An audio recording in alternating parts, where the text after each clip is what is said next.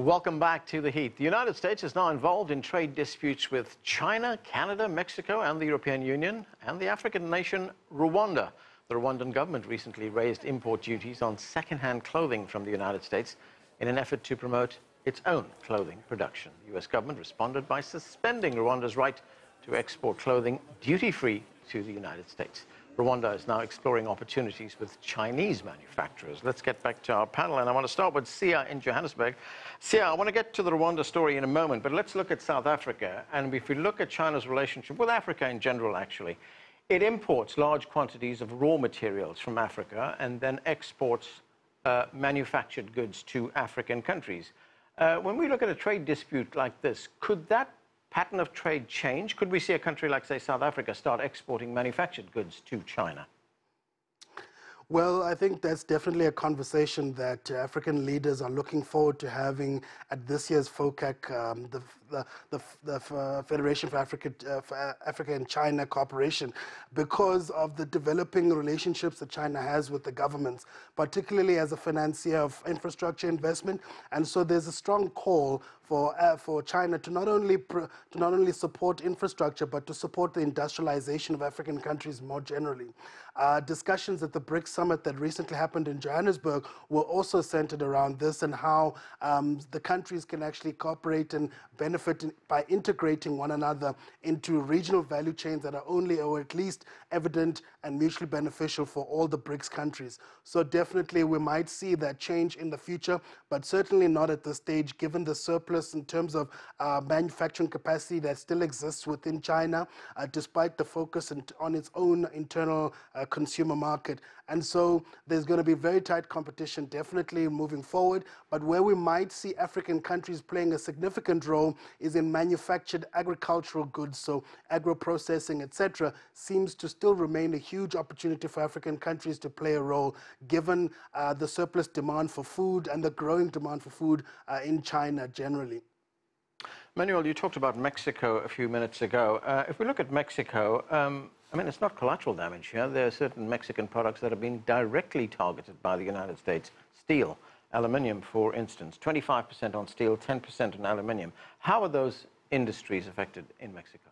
Very badly, directly and indirectly, because they are affecting the production of cars.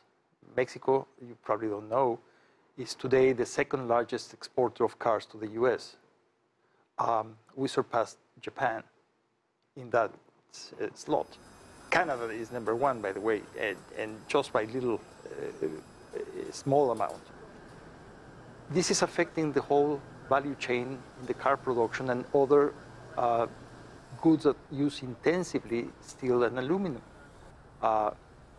And you see the results of that already in the list of people who are asking for exceptions at the Commerce Department to be exempted from these tariffs, because it's affecting their competitiveness and their bottom line.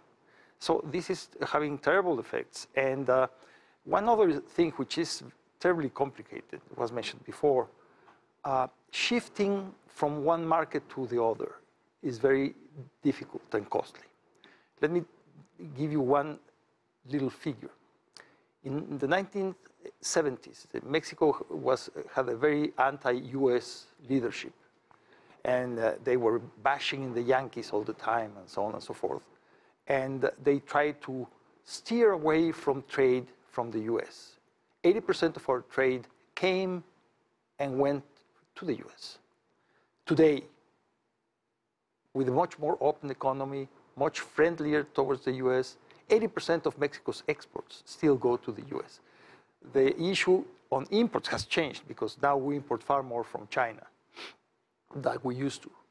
China is #2 trading partner of Mexico, and we have a trade deficit, by the way, something that to worry about, trade deficit that exceeds $60 billion. And you already hear the new administration people sounding exactly like Trump. We have to reduce the trade deficit. Yeah. And trade deficits or surpluses are neither good or bad. They're the results of a set of situations and economic policies far beyond trade. But The issue is that it is going to have, it is already having a terribly negative impact on Mexican corporations, Mexican workers, as well as US companies.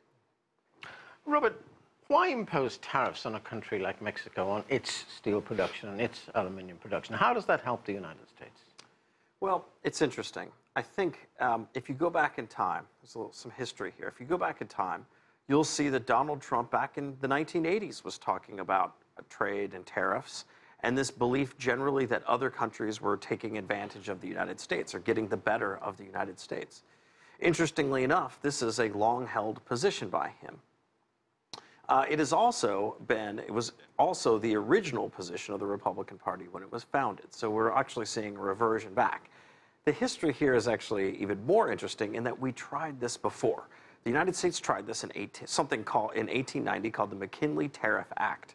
And that act was passed by Congress and signed by a Republican president in 1890. They then got crushed in the midterm elections of 1890. And by 1894 had been wiped out. They had lost Congress and the White House.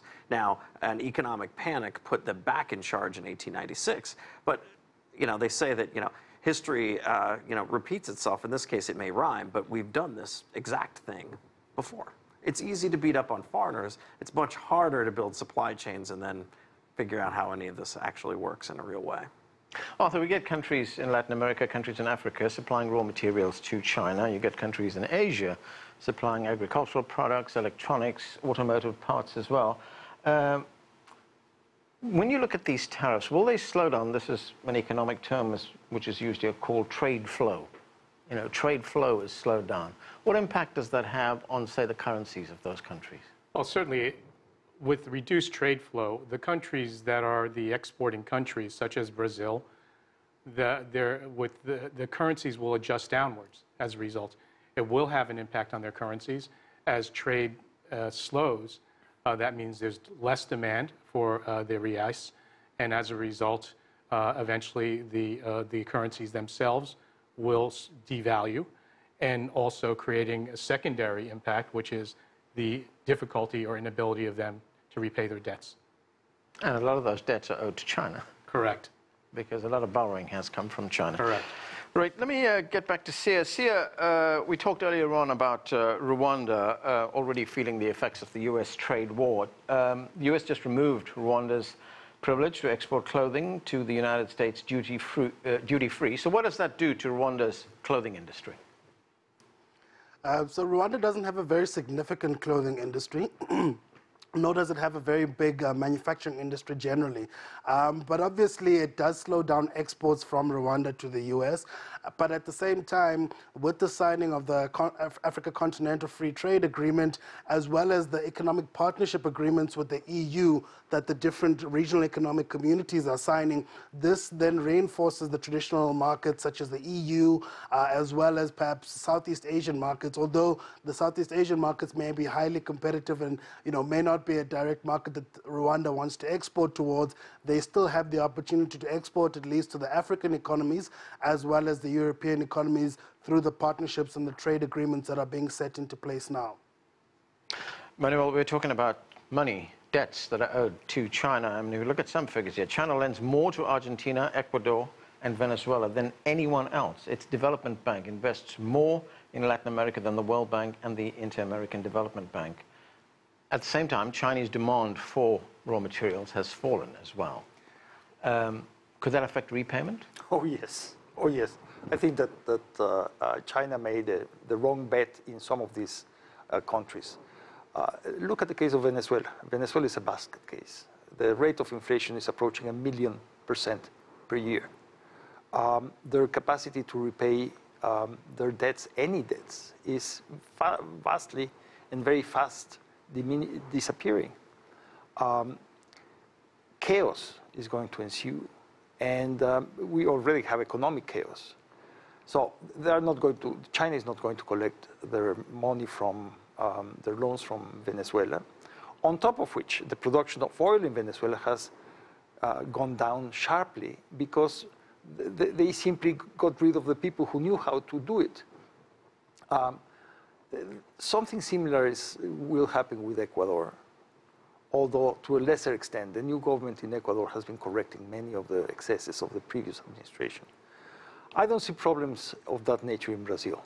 Brazil is a very large economy, and relatively speaking, the amount of debt acquired from China is much smaller than in the case of Ecuador or Venezuela.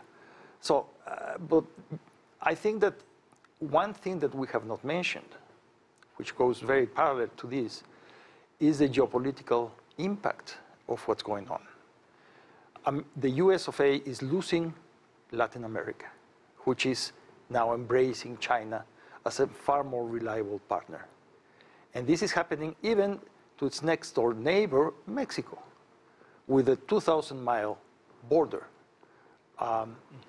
So to the extent that you lose faith in the trust of a partner and you move towards other partners, it will take time and it will be costly to revamp everything, to make new alliances with other people who are farther away and so on and so forth. What will happen? And to that extent, the US position in Latin America is being weakened, eroding as we speak in a very bad way for the US. Robert, what's your view on that? I know you do a lot of political work on the US influence around the world. Is that influence being lost? Well, it's an interesting question. I think you can chart goodwill and goodwill towards America and perceptions of what I would call brand America around the world based on global perceptions of its leadership, of its president, typically. And so you had some negative perceptions of George W. Bush and a decline in positive views towards the United States, especially post-Iraq War. And then you had a huge increase in positivity towards the United States with the election of Barack Obama. And then you have a sharp drop with the election of Donald Trump. I think the Trump administration is doing some lasting damage to the brand of the United States, especially with some overheated rhetoric that does, I think, no one any good. And I think that eventually what harms the United States brand in the short run could in the long run. What you do on trade policy could also be pushing friends away. And I think that is in the long-term worst interest of the United States. Arthur, one final point, and that is, where is this all going to? Is this something of an aberration that we're seeing right now, that once the Donald Trump presidency is over, things will return to normal? I mean, if the rest of the world is looking at the United States, especially the developing world, are they just looking at it and saying, you know what, we're just going to have to bide our time? I'm hoping it's an aberration, but I think there are perhaps some longer-term trends in place around the world. Yeah.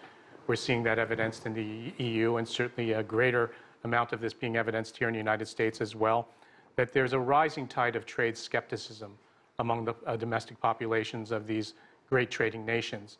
And I think there may be a persistence of this even after the Trump presidency is over. And so hopefully we begin as a world to develop greater clarity on what's going to proceed ahead. Okay, and that's where we have to leave it. Thanks to all of you for being with us.